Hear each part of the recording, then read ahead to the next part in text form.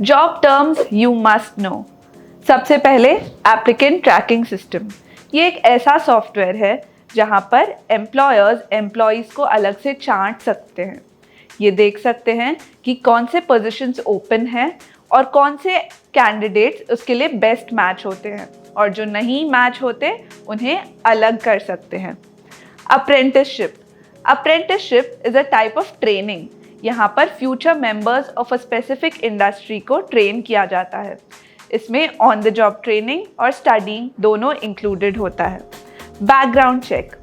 Generally जो employers होते हैं वो एक बैकग्राउंड चेक कंडक्ट करते हैं ताकि जो कैंडिडेट्स हैं उनके प्रीवियस एम्प्लॉयमेंट हिस्ट्री के बारे में पता चले, उनके रेफरेंसेस से उनके बारे में पता चले, उनके क्रेडिट हिस्ट्री के बारे में पता चले, एट्सेट्रा। Benefit in kind.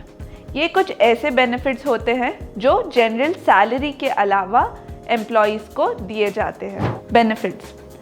ये कुछ ऐसे बेनिफिट्स होते हैं जो मॉनेटरी बेनिफिट के अलावा एम्प्लॉयज़ को दिए जाते हैं, जैसे कि PTO, medical insurance, branding statement.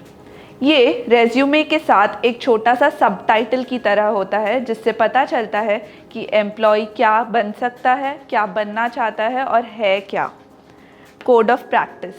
Code of practice is a set of rules कि किस तरह से यहाँ पर बिहेव किया जाता है, कंडक्ट किया जाता है अपने आप को। Compensation package. कॉम्पनसेशन पैकेज बताता है कि आपको क्या टाइप के हर तरह के बेनिफिट्स मिलेंगे। इसमें मॉनेटरी एंड नॉन मॉनेटरी दोनों बेनिफिट्स मिलाकर एक पैकेज बनाया जाता है। Continuity of employment. Continuity of employment का मतलब है कि कितने टाइम तक एक एम्प्लॉय ने यहाँ पर काम किया है ब्रेक के बिना। Contract of employment. ये एक कॉन्ट्रैक्ट है एम्प्लॉयर और एम्प्लॉय के बीच में जिसमें दोनों के राइट्स एंड ड्यूटीज़ मेंशन्ड होते हैं। Cover letter. ये एक लेटर है जो रेज्यूमे के साथ अटैच किया जाता है।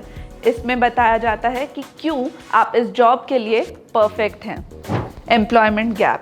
अगर कोई इंसान दो एम्प्लॉयमेंट्स के बीच में एक गैप लेता हो तो उसे हम कहते हैं एम्प्लॉयमेंट गैप।